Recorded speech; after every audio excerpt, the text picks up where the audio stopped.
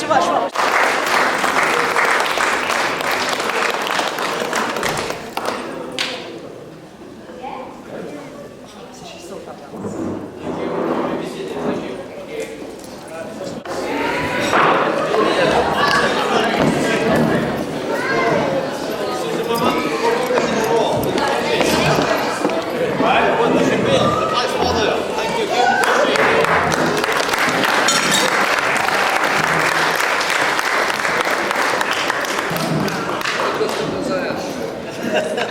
As a customer as I am, all jokes aside, thank you all for coming on. On behalf of Susan, Anne and John, on behalf of Anne, John, myself, Susan, we'd like to welcome you on this lovely occasion, the marriage of... Keep the volume down a little.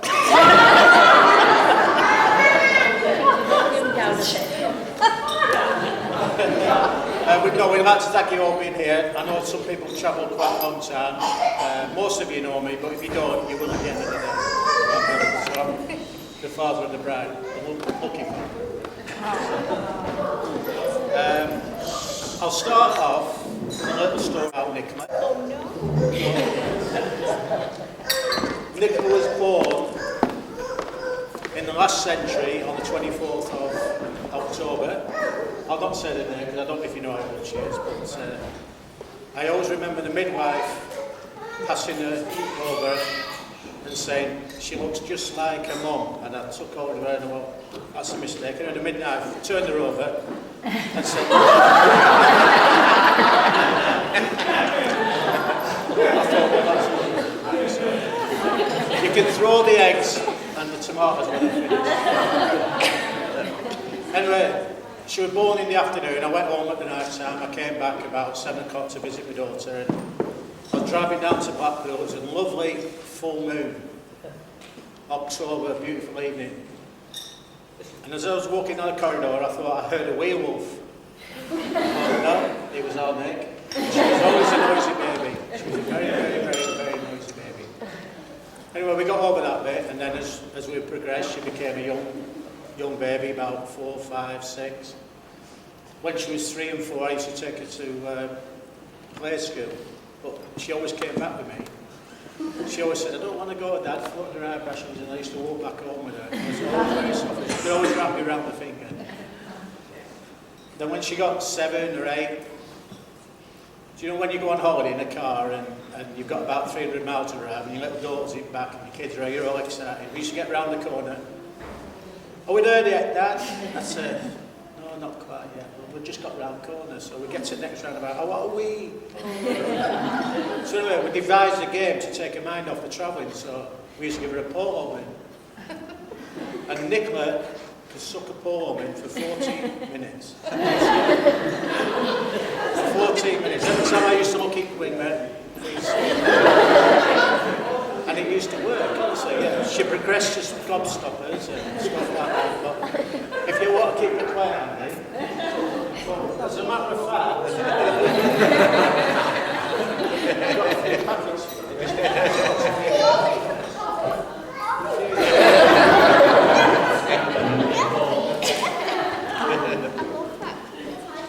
It's a couple more, yeah?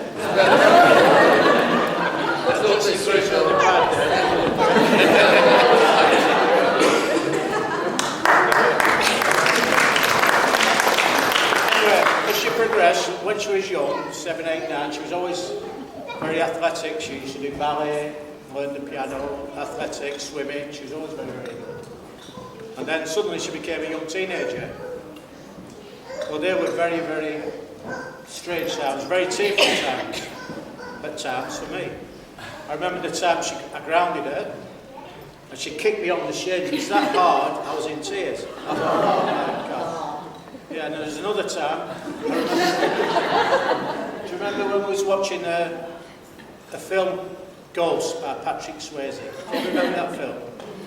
When poor old Patrick was going up to heaven, Demi Moore was saying, don't go, and so crying. And I always remember, just as he was going off to heaven, Nicola ran out of the room and came back. And she gave me a box of tissues, said, "It's only a film now."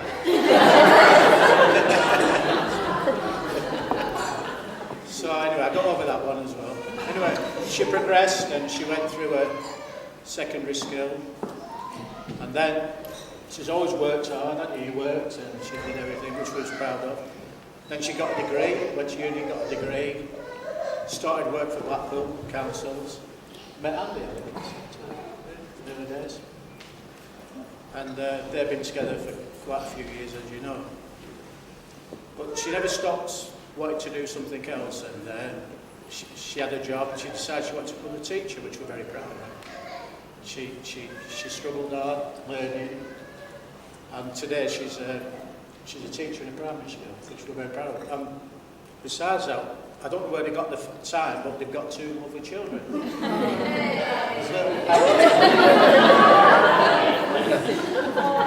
And we've got another one called Daniel. For the safety of everybody, we've left him in the street with a baby minder. But I'm sure you saw him earlier on, and he's the apple of our eye, and I know he's the apple of your eye, isn't he? So he gave us so much pleasure, you know. As regards, I can't really say much more about her, except how proud I am and how lovely she looks today. Which I think we are proud about. As for Andy, well,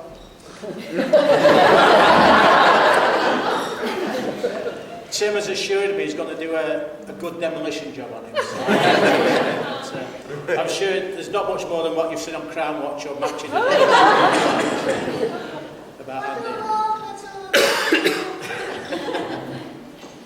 Yeah. Okay. Anyway, what else I should say is just thank you all for coming, and I know it's not my job, but the bridesmaids, the grooms, the staff, the meal I thought was very nice. It was very nice. I appreciate it very much. And tonight I hope you all stop and enjoy yourselves. There'll be another meal, probably another speech from me, mate. You can throw the eggs on. But basically, all I want to do is wish the bride and groom a long and happy night.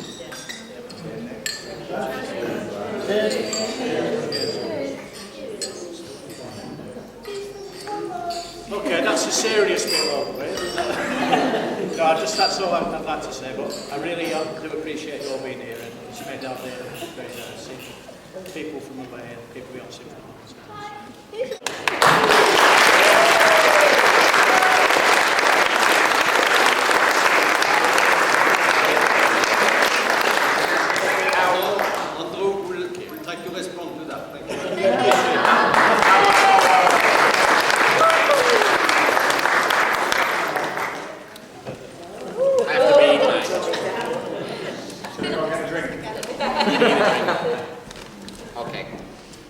Personally, I've never been so nervous or excited about today, and I've put together a few words to describe my thoughts to everyone. I would first like to thank everyone for coming from near and far for our special day, whether it's been Fleetwood or Florida. It means so much to both Nicola and I that so many people want to share in our wedding day.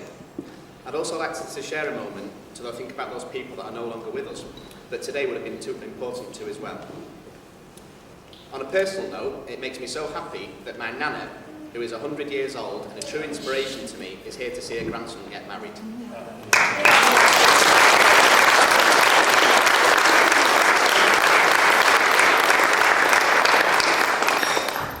I have always felt it important to have a decent circle of friends, and it's safe to say I have that with the boys that came on the stag do. To each and every one of you that came, I want to say thank you for A, giving me the best send-off I could have wished for, and B, that you all kept to your side of the bargain by not tying me to anywhere naked. Unfortunately, after my time is now past and I sense a few potential wedding bells in the future, you know for a fact I don't intend to stick to mine.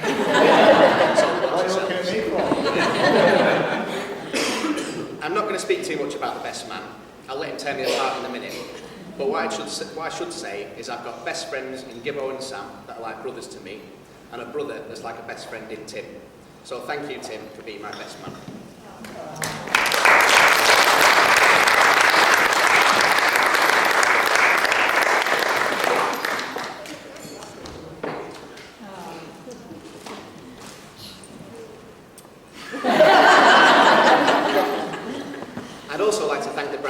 who both look lovely.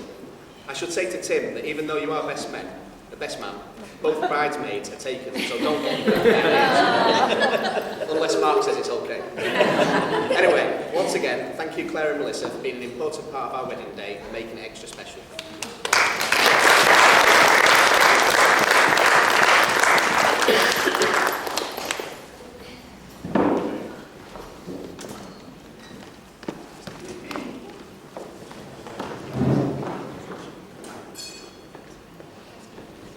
I'm going to get married tomorrow. I mustn't forget the two little people that are our page boys. Both Lennon and Harry have been perfect, and you can certainly tell that they've been brought up by the best parents. Thank you, guys.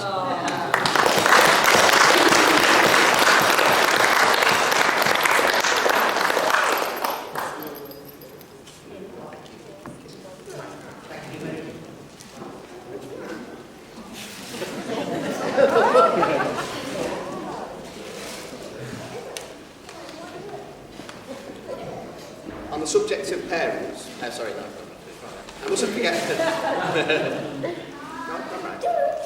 On the subject of parents, none of this could happen today without a certain collection of people. Dad and Bill. Thank you for your love and support always. Sometimes my dad and I don't always see eye to eye. I think it's because he doesn't understand that I'm always right. But today, I don't think there would ever be a better time to say, Dad, I love you. And finally, my list of thank yous are two people that I haven't mentioned, Sue and Mum. I really don't think a thank you is enough for the effort, financial support and love you've given us, both over the last few weeks and since we've been together. I get told there isn't a perfect mum out there, but with both of you, there can't be much closer, and we're both very lucky to have you alongside us, so thank you, mums.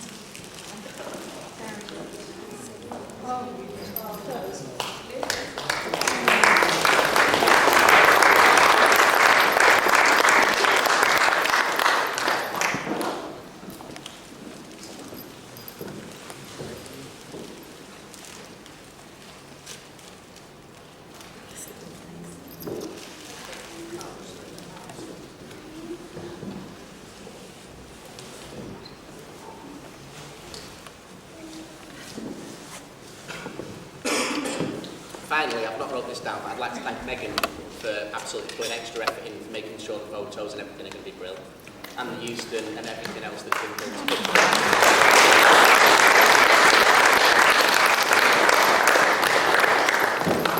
I've been caught out a little bit here, because usually I get one over on people, but Nicola and Sue have got one over on me today.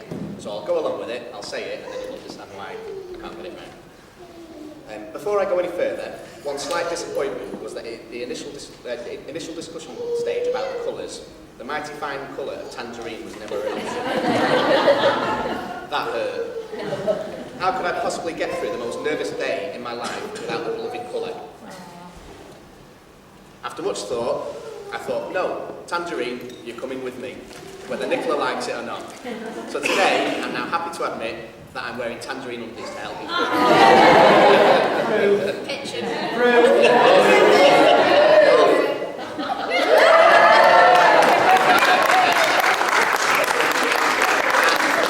I should thank John and Joanne as well for waiting for the courier all day yesterday for them to be delivered. And they only came at 11 o'clock this morning. Okay.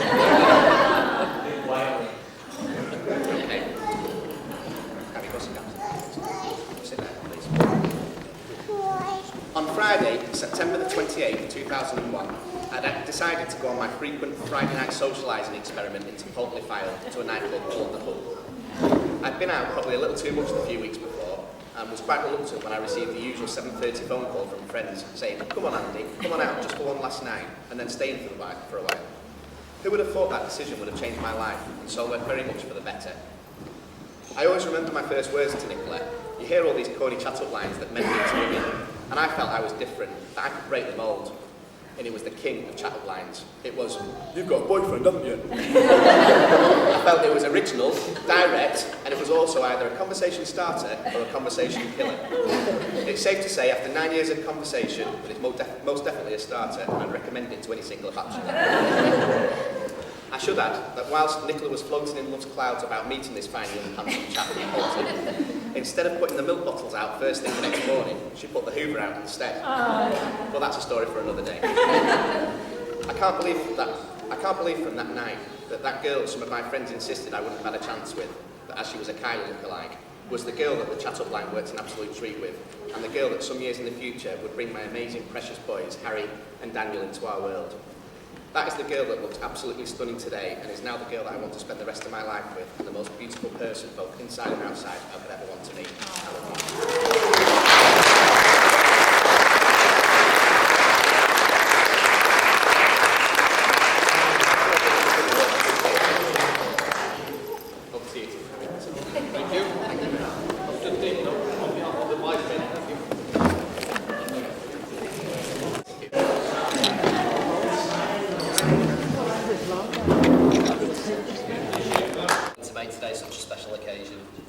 Can I just say as well, just how gorgeous the bride and the bridesmaids look today. I'm sure you'll all agree that they all look absolutely stunning.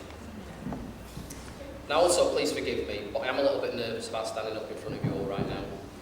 Just to give you an indication of just how nervous I am, this is actually the 5th time today I've risen from a warm seat with a piece of paper in my hand. Doesn't get any better. And can I also just say directly to Andy that everything that I'm about to say right now is absolute payback for all the times it was your fault and all the times I took the blame. For all the times that an expensive shirt disappeared from my wardrobe never to be seen again. And for all those times you stitched me up when I asked for Polton Cab's telephone number at 3 in the morning. And you gave me the number for Gibbo's house telephone number. Okay, so here goes. Fornication. Sorry, for an occasion. For an occasion such as this, I'd just like to say to everybody, thank you for coming here and celebrating with me the wonderful marriage of Andy and Nicola. An amazing woman once said, "To the world you may be one person, but to one person you may be the world." Likewise, an old man in the street once stopped me and told me that a best man's speech never lasts any longer than the amount of time it takes for the groom to make love. Thanks, ladies and gentlemen.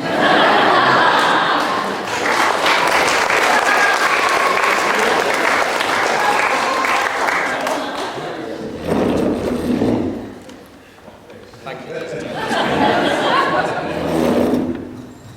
Now, I think I know most of you in the room today. Hello again, most of you.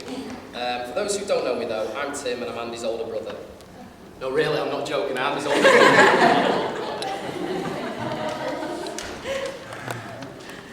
Now, believe it or not, this is actually the first time in my life that I've ever carried out a best man's duties. And I've got to say, it's an absolute honour and a pleasure to fulfil this duty for Andy today. I must admit though, when he first asked me, I was really, really nervous. You see, speechwriting isn't really my thing. So in order to seek inspiration, I did the wise thing and I turned to the internet for help. And after a couple of hours searching, I came across some really good stuff. But then I remembered I was actually supposed to be looking for speeches. And after I got all the pop-up windows to close, and the screen that was now telling me that my computer was heavily infected with some kind of seedy virus. It took a while, by the way. I did actually find some good speeches on the web, but unfortunately none of them were about a couple called Andy and Nicola. So in the end I ditched that idea and just decided to put pen to paper and go with the flow. Okay, so all joking aside, people, you see, there comes a time in a man's life when he finds that special someone. His one true love, his destiny, the person who will know and understand him for the rest of his life. That moment, ladies and gentlemen, came for Andy in 1979 when he was born and he realised that I was going to be his big brother for the rest of his life. Now at this point, I do have a few words that I would like to share about Andy. Excuse me.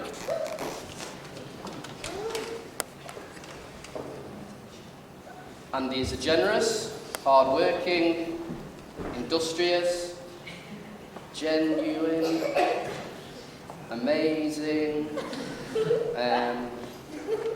sorry, I can't read you right.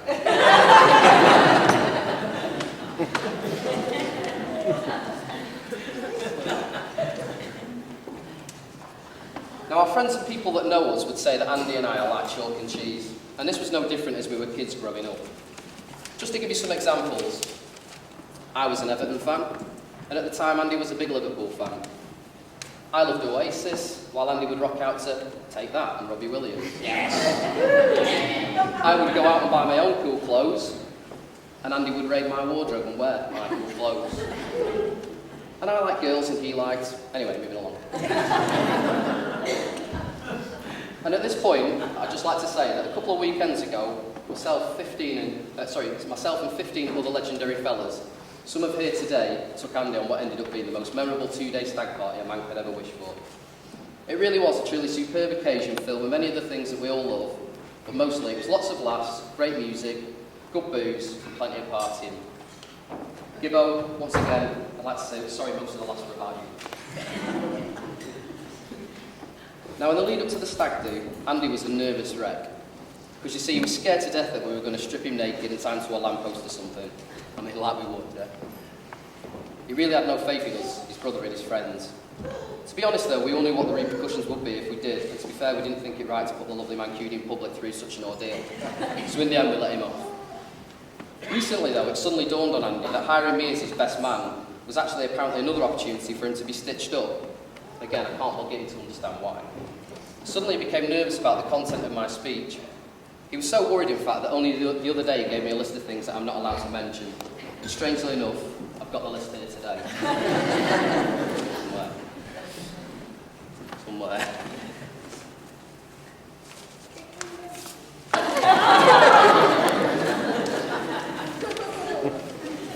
Andy, can I just say that I can't believe you're not allowing me to mention that Ladyboy's chat line telephone bill? That's it, stuff. To be fair though, Andy should know better. You see, I'm not really going to stitch him up on his wedding day, on what should be one of the happiest days of his life. At the end of the day, he's my little brother and he always will be. He's my best mate too, and someone who I respect for what he's done and what he's become as he's grown up. Through life, we've literally been through thick and thin together. We've shared many happy times, we've shared times where we've pretty much knocked 7 barrels of you-know-what out of each other. We've shared some mischief-making times, and we've shared tears and sadness too. Believe it or not, together we've also shared times of great embarrassment. I think back to family summer holidays in America, me and Andy trapped in the back of a convertible with the roof down, pulling up at sets of traffic lights and hordes of very shapely and extremely fit girls are waiting to cross. Both of us frantically trying to slide right down into our seats because Dad won't turn his country and Western down. Seriously though, when I think back to our childhood together, some of my fondest memories of when it is just being the two of us, kicking a ball around outside our house. Me, Graham Sharp, and him, Ian Rush. And even though nowadays we've moved on, his bedroom may no longer be at the end of the landing, and we may no longer drunkenly bump into each other at 3 o'clock in the morning, raiding the kitchen after a night out. The fact is, we're always still there and looking out for each other. And I'm lucky really, because when I say that I'm going out with my mates, it normally means that Andy's going to be there too. So when you take all that into consideration, why the hell would I want to mention things like the time when we were nippers and Andy pooed in the back? The unfortunate thing for me on that occasion was that I was in the back wheel. I mean, I wouldn't mind, but if you remember, Andy, we used to take our Star Wars action figures into the bath to play with. And I actually picked up one of the offending articles thinking it was really cheap. Never forgive me for that. In all fairness though, I'd love to be able to stand up here in front of you all and tell you all about the times Andy lost his sobriety or did something stupid, or ended up with a sore chin because he took it too far with someone who was much bigger than him. And like I say, I would mention it, but on most of the occasions I was one of the guys egging him on, so in actual fact I'd only be doing it to my own good. And at this point, guys, I'd just like to I picked a selection of cards that you kind people have obviously brought to the wedding today. And if you don't mind, I'm just going to read some of them out to Andy and Nicola. There's one for Andy and Nicola.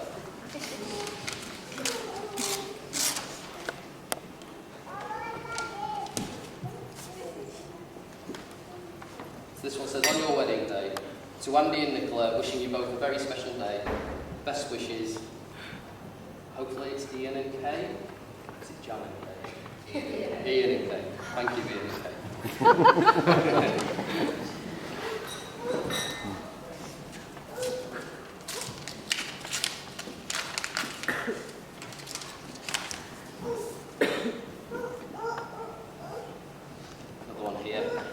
congratulations Nicola and Andrew. Wishing you every happiness on your special day and all happiness to the future from Andy, Sue, Catherine, and can someone help me out? Can't read it. Catherine and someone obviously very lovely anyway. I've actually got a telegram here as well, which has come through. Andy, thanks for the long weekends lazing by the swimming pool. Hope you made the right choice. All my love, Michael Barrymore.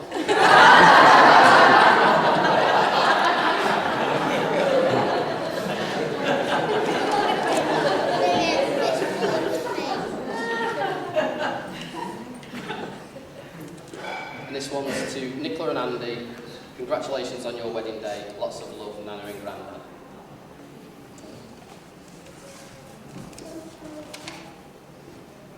So Andy, in Nicola, your beautiful bride, you've been so lucky because you've literally found your soulmate. I think it's fair to say you're absolute perfect match in life too. Together you were brought into the world two amazing little fellas, Harry and Daniel, who bring us all so much happiness and love whenever we see them. And they really are a credit to the way you both are with them as parents. But today is absolutely about you guys. Nicola, I'd just like to say thank you so much for making Andy the happiest man on earth today. And I hope you'll continue to look after him as well as you have been, and maybe let him out every once in a while so you can go and get pissed. I wish you both a life filled with happiness, laughter, and many more shared dreams together. And just to finish off, I'd like to quote the famous American writer and poet, Edgar Allan Poe, who once wrote, "Make sure you love each other with a love that is more than a love." Thank you, ladies and gentlemen. And at this point, can you both, everyone join me in just raising our glasses once more to the wonderful Mr. and Mrs. Farr. Mr. and Mrs. Thank you.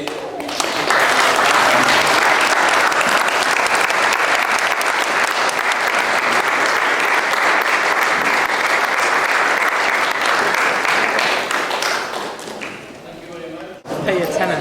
No, actually, I haven't got a Suit jacket is them. Pay you 10 she'll do it. All right, mate.